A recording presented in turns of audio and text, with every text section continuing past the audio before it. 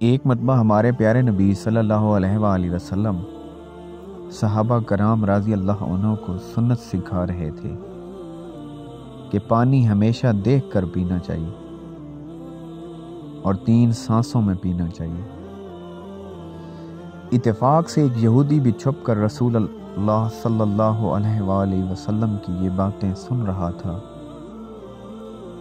ہمارے پیارے نبی صلی اللہ علیہ وآلہ وسلم پر ہماری جانیں، ہمارا مال، سب کچھ قربان۔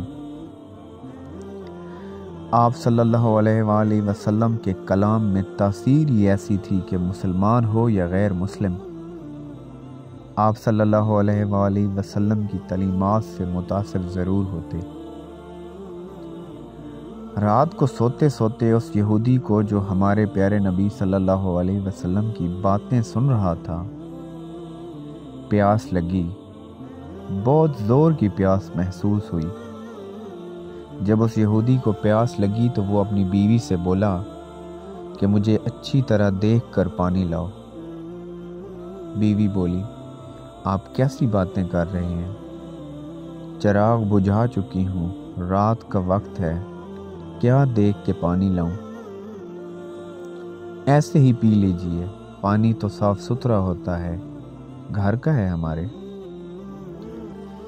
یہودی کو بڑا غصہ آیا، بیوی سے بولا کہ چراغ جلاؤ اور روشنی میں مجھے پانی دیکھ کر پلاؤ۔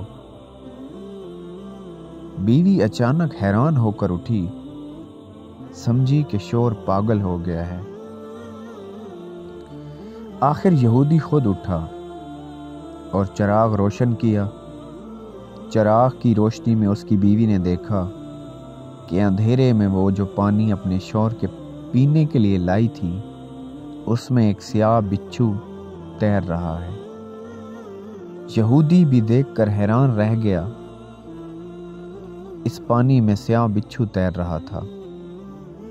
بیوی کو اس نے تمام ماجرا کہہ سنایا کہ کس طرح اس نے چھپ کر رسول صلی اللہ علیہ وآلہ وسلم کی باتیں سنی تھی کہ پانی ہمیشہ دیکھ کر پینا چاہیے۔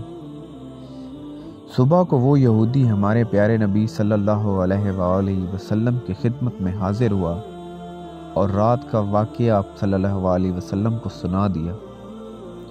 آپ صلی اللہ علیہ وسلم نے تبسم فرمایا۔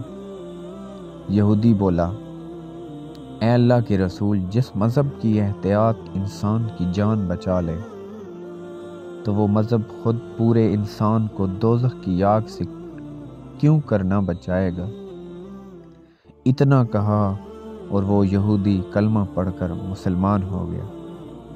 سبحان اللہ۔ آپ کو یہ واقعہ کیسا لگا؟ اپنی رائے کومنٹس میں ضرور کریں۔ شکریہ۔